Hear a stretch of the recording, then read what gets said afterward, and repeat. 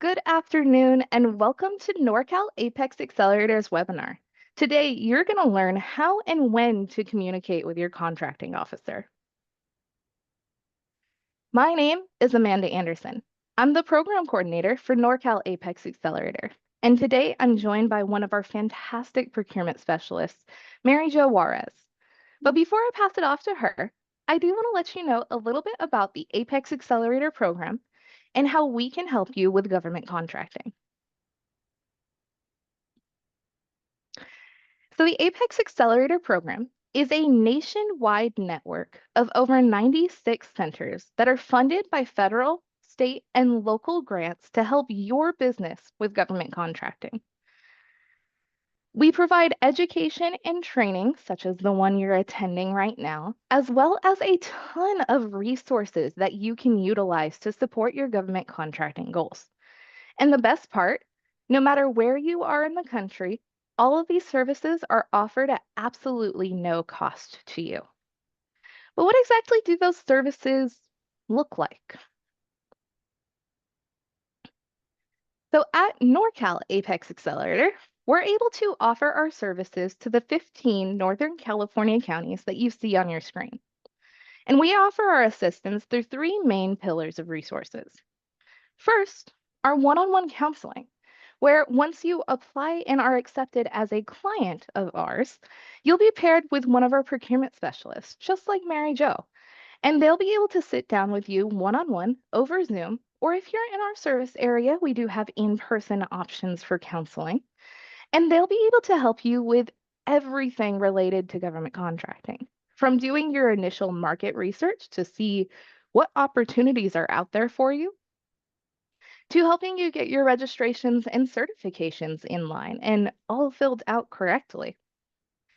Our procurement specialists can even help you after you win your first contract. There's a lot of compliance, a lot of paperwork, and they can help you read through everything and make sure all of your I's are dotted and your T's are crossed. Another fantastic benefit of becoming a client of Norcal APEX Accelerator is that we offer custom bid matching. Now, what this is it allows you to sit down with your procurement specialist and define specific criteria that would be in a good solicitation for you. So maybe your product and service are very niche. Maybe they're very particular. Maybe that would be what you're looking for in a solicitation. Or maybe you can only offer your services in a certain geographic area. That could be a good criteria for you. Your procurement specialist will help you define these and really get into what a good solicitation looks like for you. And once you have that criteria, we put it into our software and it scrapes federal, state, and local procurement sites for opportunities that are relevant to you and your business. And it emails them directly to you. And our third and final pillar is actually one you're taking advantage of right now.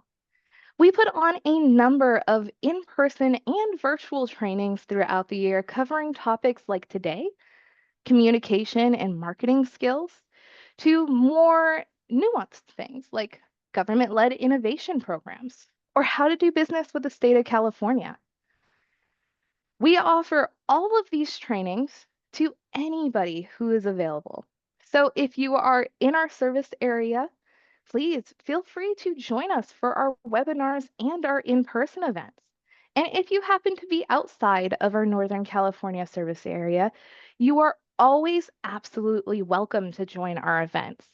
And if you feel up to it, feel free to travel to the in-person events. I know it's not possible for everybody. No, I know a couple of businesses who have really gone out of their way to come to the in-person events. They're extremely valuable. But if trainings are not the only thing you're looking for, in addition to the recordings of our webinars, our website hosts a ton of resources and links for you to explore, all at your own pace, at your leisure, and regardless of if you're in our service area or not. All of those resources, those worksheets, the capability statement templates, all available to you at absolutely no cost, no matter where you are. So if you have not had a chance to check out the links in chat, I will drop them again. But please do connect with your local APEX Accelerator Center. Whether that's a direct connection to get into one-on-one counseling or just exploring their website to see what resources and links you can find to support your government contracting goals. Our entire network is here to help you succeed in government contracting, and it's all at no cost. So, with that, I will mention a small training disclosure as this is a recorded event. The information provided herein is accurate to the best of the presenter's ability as of the time of this presentation. Some or all of the provisions mentioned herein may or may not be changed by the current administration, with or without prior notice. So, with that, I'll go ahead and pass it off to Mary Jo for our presentation today. Thank you so much, Amanda. I'm thrilled to be here with all of you and share this information. In my past prior life, one of my many lives, I was a contracting officer. So I'm going to kind of speak a little bit from that point of view to give you an idea of what type of communication, the reasons for using it, and how it works. So our agenda is we're going to go through, oops, I'm sorry. If we're going to go through phone calls, emails, letters, we're going to talk about communication during a shutdown and also after a shutdown. We're going to talk about marketing, which we're also going to cover early on, and a request for equitable adjustment. Next slide, please. Okay, and the next slide. I think the most important thing to remember, especially with us just coming out of a government shutdown, is regardless of whether you call somebody, you email somebody, you send them a letter, you're probably not going to get a response on the first or the second attempt at communicating with them. And we just advise that you document each attempt just so that if it's marketing, you have a record of how many times you've reached out. Like in marketing, for instance, with my clients, we choose 3 agencies that they want to work with. And if for some reason they don't get a response, they don't get a response, they don't get a response, then we move on to the 4th. So it just kind of helps you to organize a little bit in that aspect. And as far as what's going on in the government, I was there for several of these shutdowns. And in a couple weeks after the government opened, I was one of the few essential people who had to work. And all my time was just spent bringing everybody else up to speed with what I had done, the decisions I had made on their projects, and why I did what I did. And then we were able to get back to normal again and communicate with everybody. So just a little bit of grace here as we go into this. Okay. Next. Oh, perfect, Amanda. You've got this down better than I do. Okay, so phone calls. You can find phone numbers for contracting officers on your contract. Usually on the bottom line of your contract, there's going to be a phone number, an email, and a name of the person who signed that, who's probably going to be very familiar with it. Through sources sought notices on SAM, and I have a lot of clients who tell me that they don't see any value to sources sought. So a sources sought notice is not where you're going to go in and submit a bid, which is why a lot of clients don't see value to it. A sources sought notice is the government doing market research to see if there are small businesses out there so they can set the project aside. So from the government side, when I was putting projects out there, anything over $10,000 had to go to the SBA, and the SBA had to agree with my market research and whether I went full or open or set it aside for women-owned or veteran-owned or whatever decision I made. So I would send out a sources sought, and that would be the information that I would compile and send to the SBA. It's really to your benefit if you see a sources sought and you know another small business such as yourself who might qualify for that, to give them a heads up and say, hey, can you just respond to this sources sought? A lot of them don't take a lot of time, but they're really important. So let's say that we have, just for even easy numbers, let's say that we have 100,000 businesses in the United States. Okay? And let's say that 100 of those are small businesses. And then let's say out of those 100, we have 10 service disabled veterans. If you responded to the sources sought and the agency was able to set that aside, your competition would be those 10 service disabled veterans rather than 100 or 100,000 or 1,000. That being said, there are many instances where the government cannot set aside for small businesses. A lot of that is related to national security. It's related to the dollar value of the project, which is generally too high for a small business to bond. And it can also be related to an instance where there are multiple subcontractors which might have to be managed. And those also generally go to large business because of the issue of having two or three or four or five or more subcontractors on a site at one time trying to do something. And it's really, really hard to manage. But remember that those that go to large business, each large business, before their award is signed, has to come up with a small business subcontracting plan where a minimum of 25% of the subcontracted dollars need to go to small business. And the contracting officer has the ability to change that number. And in one of my contracts, we went as high as 80% of the subcontracted dollars went to small businesses for a variety of reasons. We had a lot of things that they could do within that particular contract. It was just a management that was a total nightmare. So just that's why sources sought, kind of a long story, but it's why sources sought notices are important. You will also see sometimes, not always, but a lot of times you'll see on the SAM, System for Award Management, request for proposals, you will see a contractor's or contracting officer's name and contact information on those. And if you have a contract with the government and you get modification, of course, your contracting officer's name is going to be on those. Now, I'm going to talk about phone calls for just a minute because I even run into this when working with the APEX and ran into this all the time with a working as a contracting officer. So face to face, um, there are a lot of nonverbal clues and gestures that you can make and I can make to help understand where we're coming from and exactly what we're saying. On the telephone, if you're making cold calls or if you're calling your contracting officer, a lot of your voice and your volume can lead to misinterpretation. Okay.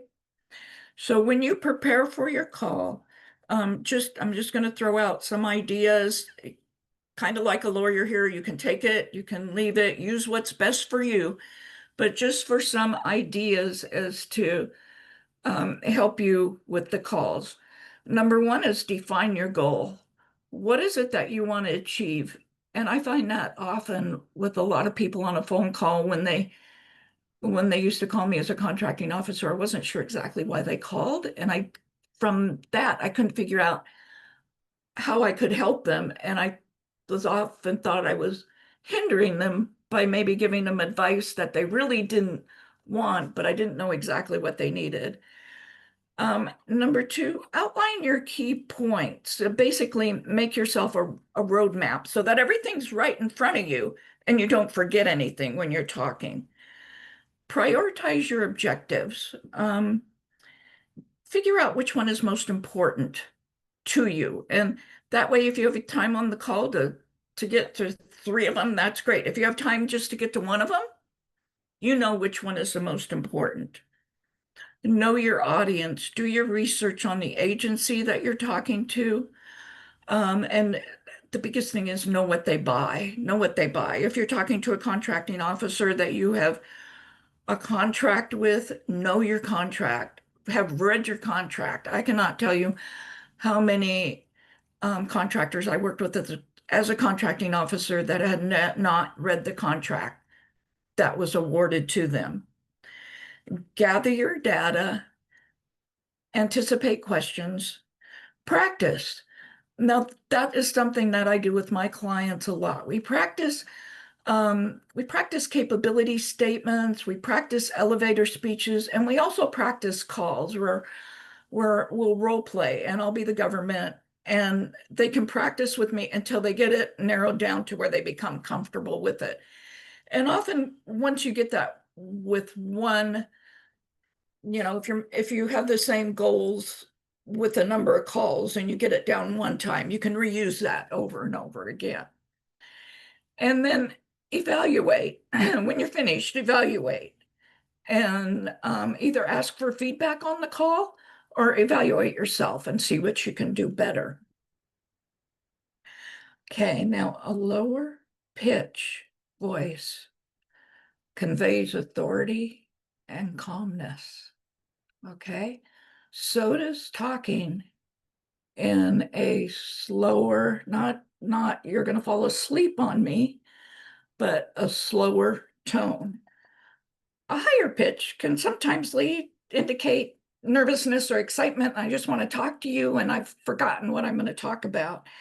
And I understand that and would often ask questions to try and get where we needed to be for the sake of the person calling.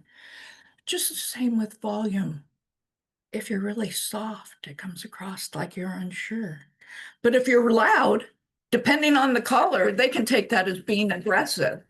And if you don't know your caller, the person that you're calling really well, you don't want to be really loud because you don't want to necessarily be aggressive. So with your calls, set the agenda, encourage sharing. I've done my presentation. Is there anything you can think of that I could add to it?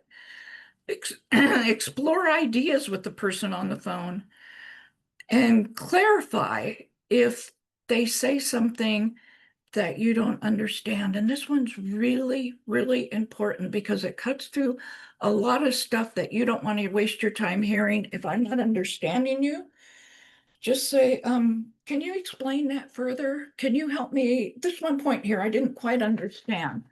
And then we can get back to the nuts and bolts of what's important to you. Okay. Next slide, please. Okay, emails. You're going to find emails in the same places that we just went over. You're going to find them in contracts. You're going to find them in emails that the government's going to send you an email, and of course, you're going to have their email for you to respond. Sources sought notices, SAM award notices. When SAM publishes award notices, there's usually a lot of times I don't see necessarily a phone number there, but I will see an email. A lot of times there. With your emails, I would track them in whichever way works best for you. If your purpose is marketing, then keep track of how many times that you've reached out.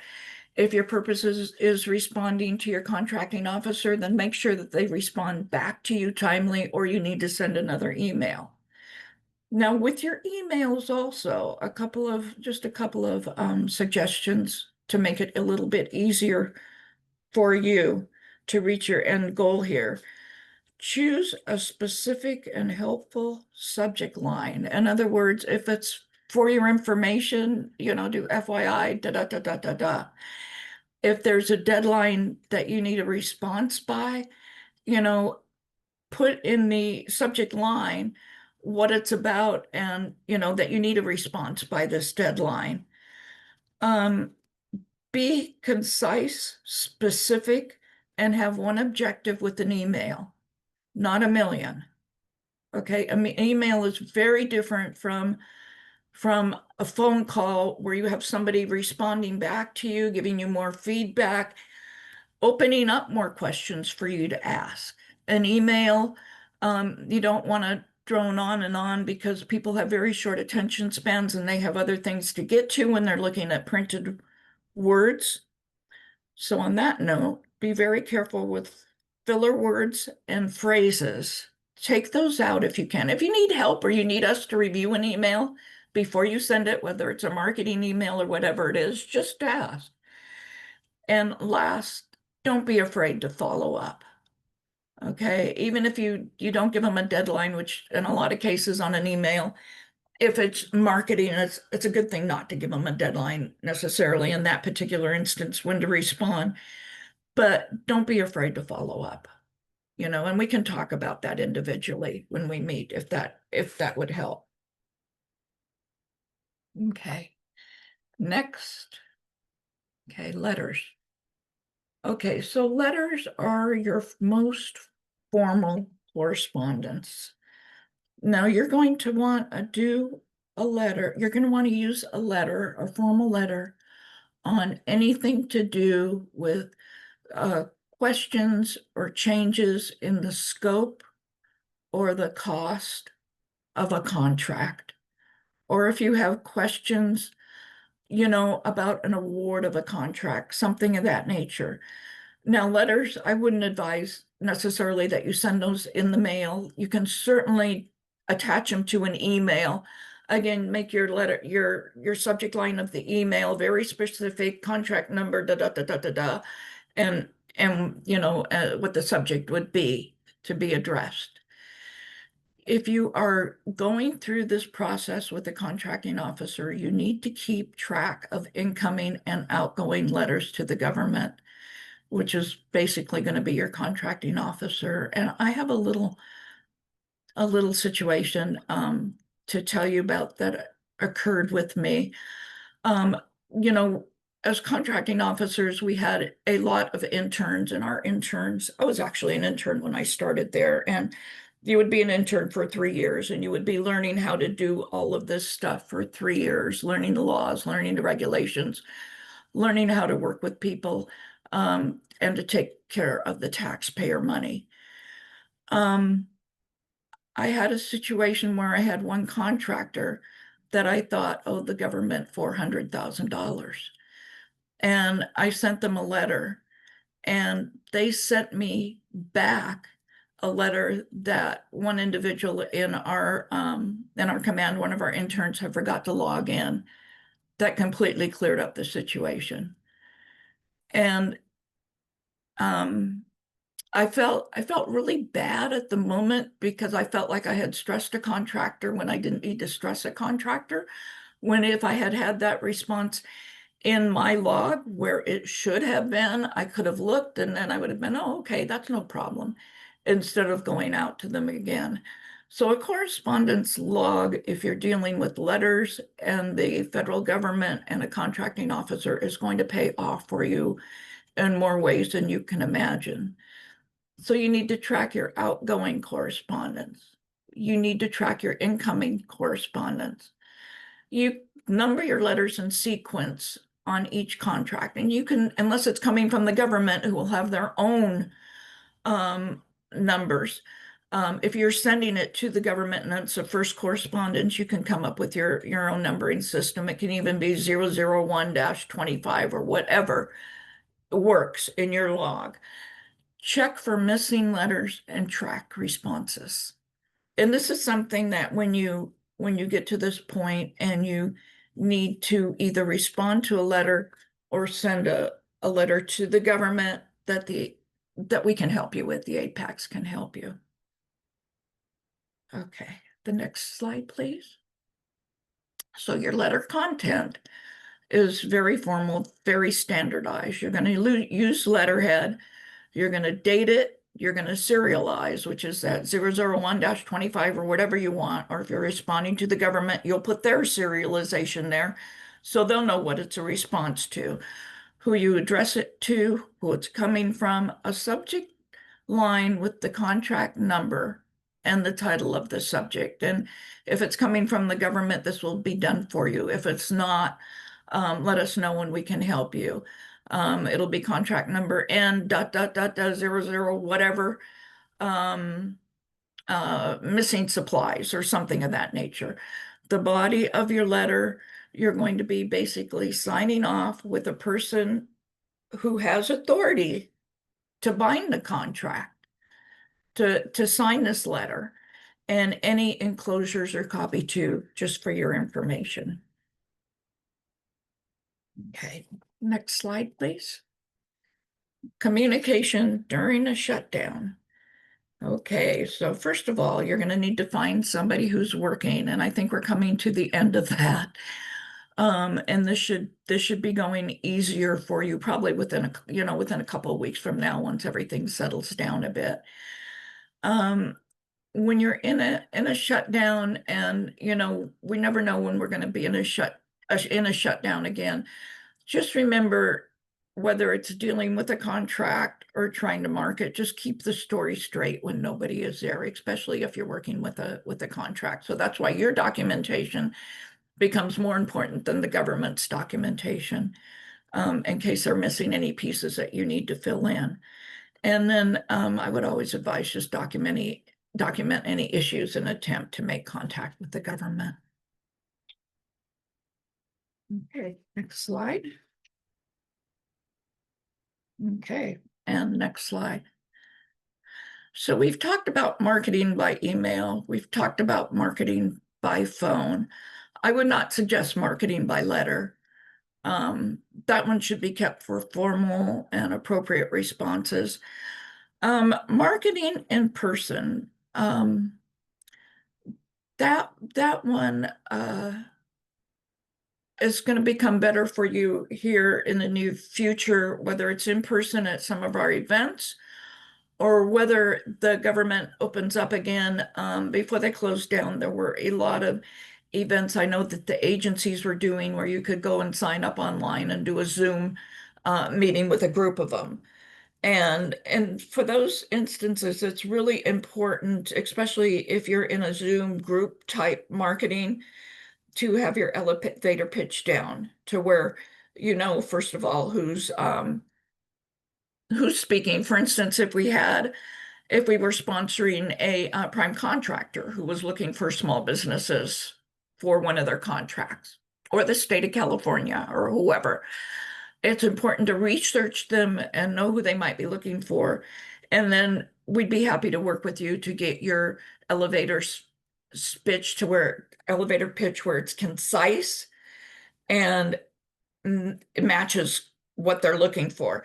Same with your capability statement, because a lot of times your capability statement, they'll ask that you email it over. Both your elevator pitch and your capability statement are items that need to continually be updated. And how often you do that depends upon how fast your business is growing. If you're adding new lines of business, if you're adding new projects, or in particular with your capability statement, if you've added bigger projects and say you've gone from a $10,000 project to a $100,000 project, well, update your capability statement, because there's a big difference in the risk level that the government and agencies are willing to take as you grow. Their risk level with you will grow also.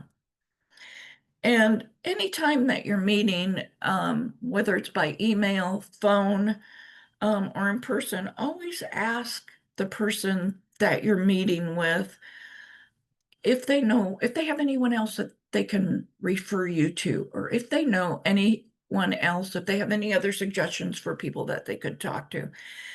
And this is really, really important, and a lot of people don't do this. My last 6 years with the federal government, I was a deputy for small business for the NAFAC at the Navy, and at my local command here. And I knew so many other small businesses, but I felt like I didn't, at that point in time in my life, I felt like I didn't want to burden people with more information. I felt like I was fire hosing them, and I didn't want to burden them with more information. And every now and then someone would say, well, we might not be the best fit, but do you have anyone else who I can talk to, or you would suggest that I talk to? And I would know somebody. It always amazed me. Yes, I know so-and-so over at Supply, who would be happy to help you out. Or wait, I know this prime contractor who had just talked to me and would be happy to help you out. So people for the most part are willing to share, and a lot of times you just have to ask, because being in that spot, I just didn't think of it, right, wrong, or indifferent. It was just human. Okay, next slide, please. Okay. Okay, here we've got this in here, and you'll be getting these slides where you'll have a template.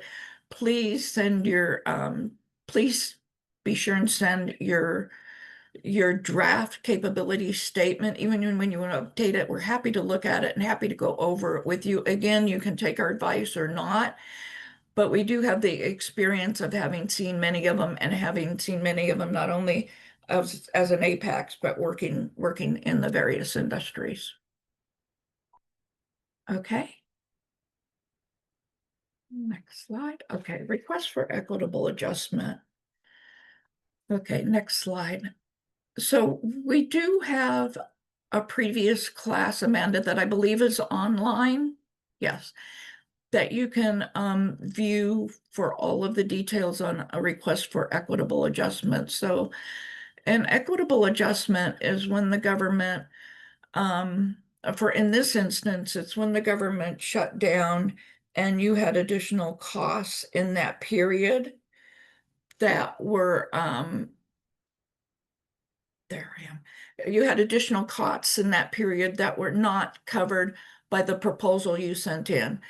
In other words, you had ordered supplies and they possibly had to be stored at your expense, which was not a cost that you proposed on. Or you, during the shutdown in the last 40 days, say you had some people that found other jobs and there's a cost that you have for replacing them, those type of things. So communication in writing, this is going to go probably in an email from you with a formal letter attached and a bunch of information attached to that. And it requires a lot of documentation. It's something that we're more than willing to help you with also. It's one of those things that you don't do it super often, but when you do request an equitable adjustment, you are requesting, there's either been a huge change site condition or a shutdown or something of that nature where you're running into costs. And if you find that happening, notify your contracting officer immediately and track those costs. Okay. Next slide.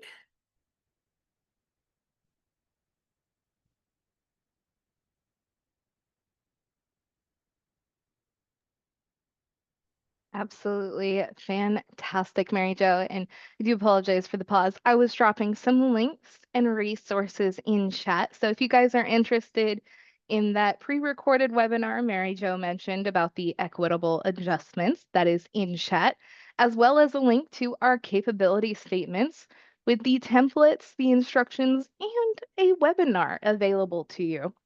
So please do check those out. And all in all, we're here to help you and your business succeed.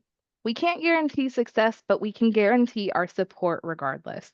So if you are looking for more in-depth assistance to support your government contracting goals, please do connect with us at Norcal APEX. If you're not within our Northern California service area, please do remember we are a nationwide network. So no matter where you're coming to us from in the US today, you have a local APEX Accelerator Center who can help you with government contracting just as well as we can help you. And so with that, here's a friendly reminder. If you do have any questions for Mary Jo today about the presentation content, about how you can connect with our resources, our services, please enter them into the Q&A section. We're going to go over them very shortly, but first, I do want to let you all know a little bit about some of our other upcoming events that you may be interested in. So next week, we have a double feature event schedule.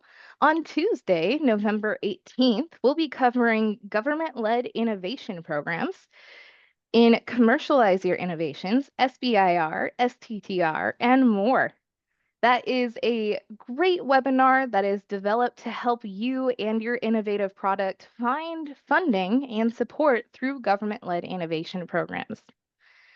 And then next Thursday, on November 20th, we're diving into state contracting with the California state government.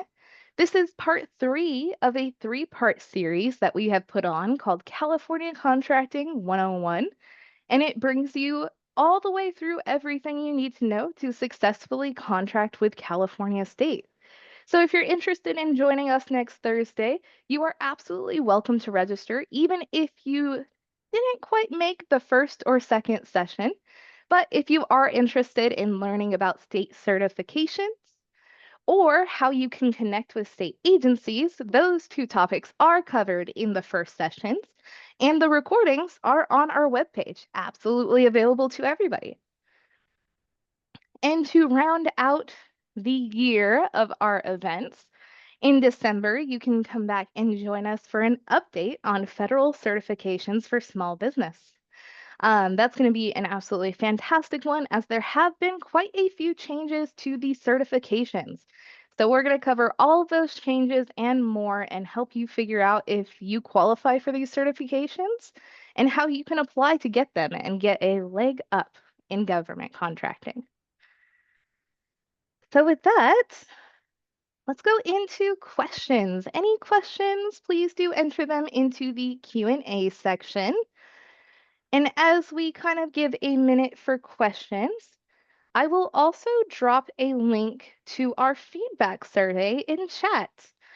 We really do, our program is funded to help you with government contracting. And if we could be doing it better by maybe offering a different topic of trainings, or maybe you want to see something very specific, very particular to your industry or your business, or something you've been struggling with in your government contracting journey. This feedback survey allows you to let us know so that we can develop that content and support your goals. And if you don't let us know, there's no way we can know that we can be serving you better. On the flip side, I will also say we always love to hear that we're doing good if we are getting you the information you need. So if you love this presentation, you want to see more like this, more about marketing skills, and more about how to really connect with government contracting officers and the buyers, this feedback survey is also the place to let us know that.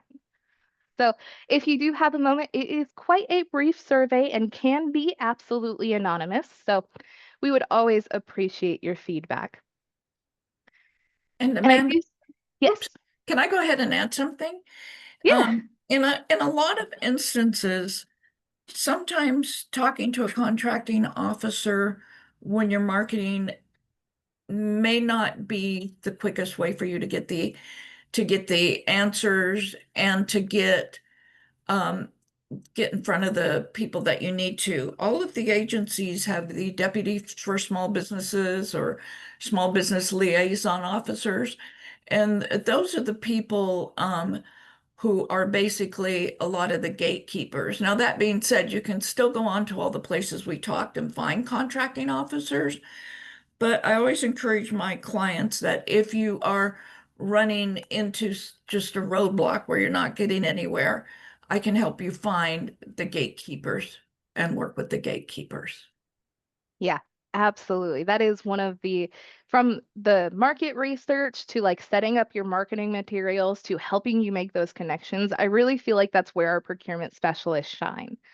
Because every single one on our team has some experience in government contracting, whether it's as extensive as Mary Jo's career in federal contracting as a contracting officer, or maybe you'll be paired with our procurement specialist, Thomas Burns, who was an entrepreneur that successfully contracted with the government.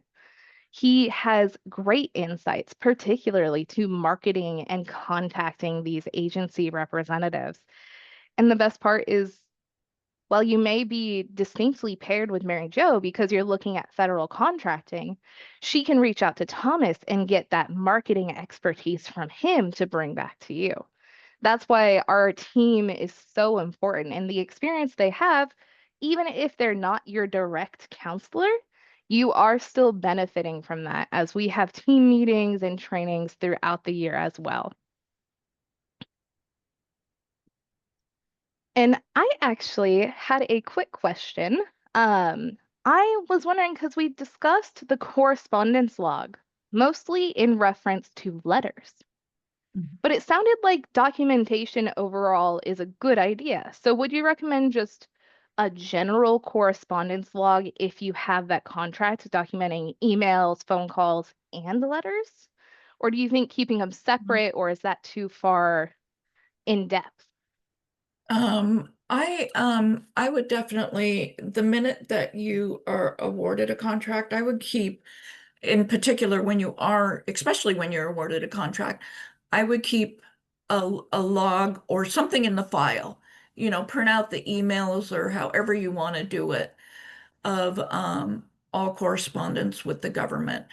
And for your own sanity and your own growth, I would also recommend just kind of keeping a brief log of who you contact for marketing purposes. And if you're finding you're not getting anywhere, call us and tell us who you've contacted. That way, you'll have even a log, or you'll have emails, or you'll have something that says that you called FEMA 3 times and you weren't able to get through, or you called Department of Interior, 6 times and nobody answered, that type of thing. You'll at least have the phone numbers and the information of who you reached out to, and we can possibly help you gain information, the correct information going forward.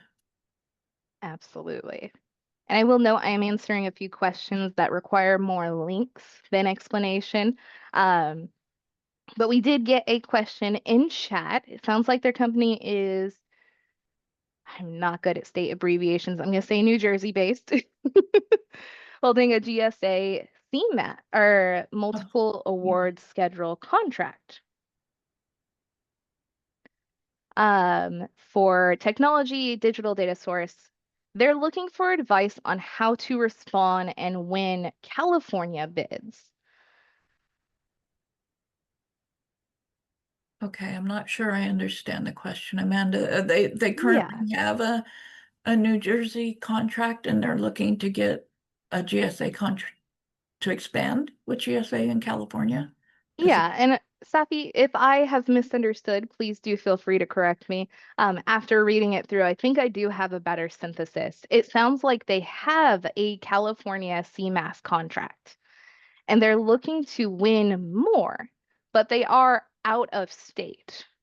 It's a little off topic for today, but do you have any advice on how out of state companies can succeed in California? I There are so many of them who have succeeded and continue to exceed in California. Um, Absolutely. that might be better to do a one-on-one to find out a little more about the history of what they've done and who they've contacted and what it is exactly that they're looking forward to do.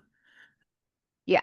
And I would also say I had mentioned the California Contracting 101 series. We are 2 sessions in, but you can absolutely see those. You can review those on our website. And you're also welcome to join us for the third session next Thursday, where we're going to go more into detail about CMAS contracts and LPAs and how the state actually procures. So I think that would be really beneficial to you in expanding that knowledge of your state contracting. And if you are looking to reach out to Mary Jo or one of our fantastic procurement specialists, I will ask that you contact our front desk office. If every one of our procurement specialists had their contact information out, they would be inundated with businesses reaching out for assistance. So, for the sake of their sanity, please do reach out to our main email address at info@apexnorcal.org. And I will go ahead and drop both our website, where you can find all this contact information, and reach out to us. Absolutely. Yeah. Thank you, Amanda. That'll be Of course. And I do see a question in the Q&A, which I love. Dermot is wondering if it's possible to get a copy of the slides for today, and I'm delighted to let you know that you will not only be getting the copy with active links so you can explore all of the resources, but you will also be getting the recording of this event all within 1 week of today. okay. And I do see another question in chat. As we do have time, I would like to answer it. Um, Although I don't believe I'm seeing a question in there, Haley. Let's see. One source distributor is a local. Okay, fantastic. Thank Okay. you for clarifying, Haley.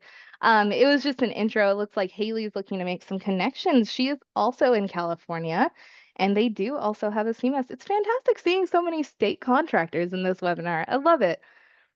Yep. So I will go ahead and, as promised, I will drop our website in chat. Please do feel free to explore the site for all of the resources, the webinar trainings, the worksheets, all available to you. And please, I do hope you get some use out of it. I hope you find some value there. And if you are within our Northern California service area, please do sign up for services. I'm sure Mary Jo or one of our other procurement specialists would be happy to sit down with you and strategize and game plan and really set you on a path to success And role play. and What? role play. And I would like to leave everybody on a little bit of a note from myself, as I do consider myself a professional public speaker at this point. Um, And Mary Jo, when you were talking about the phone calls and the kind of etiquette and how it's different from an in-person meeting, an experience actually came to mind for me when I was actually answering our main phone line for the center. And this lovely woman from Georgia called. She was looking to get connected with our services. And while we couldn't offer direct services, I really made sure to get her to the correct center so that she could get that assistance. And she said something that really stuck with me, and it's she could hear that I was smiling. And I didn't even notice that I was, but I was. I was smiling through the whole conversation, and she could hear it. So that might be something to take with you into these phone calls as well. Keep your pace, don't get too excited, and have a smile like you would if you were talking in person, because it can be heard by the other person through the phone call. Absolutely. Thank you. Yeah. And so with that, we'll go ahead and wrap up. First of all, thank you so much, Mary Jo, for this awesome presentation. It's these soft marketing skills that are always the hardest to compile a training about, but they're oh so valuable. So thank you so much for putting this together, Mary Jo. Thank you And of too. course, thank you all so much for joining us today. I do hope you enjoyed the presentation. And as I have noted, if you have a moment once you exit the webinar, you will be redirected to our feedback survey, and your feedback is truly invaluable to us because we do this for you. So if we could be doing better, please do let us know. If we're doing great already, we would always love to hear that. And with that, once again, thank you all so much for being here. I hope you all have a fantastic rest of your day. Thank you, Amanda. Of course, Mary Jo. I hope you have a good rest of your day too. You too. All right. Bye, everybody. Bye. Oh, Amanda, thank you for being you. Yeah, it's always a pleasure I, presenting with you, I, Mary Jo. I learned so much every time I work with you, and I just Oh, truly appreciate that. And I always love working with you, Mary Jo. It's such a bright spot of my day. So, same here with you. Yeah. all right. Yeah. Well, I hope you have a great rest of your day and a great rest of your week if I don't get a chance to chat with you. Thank you. You too. All right. Bye.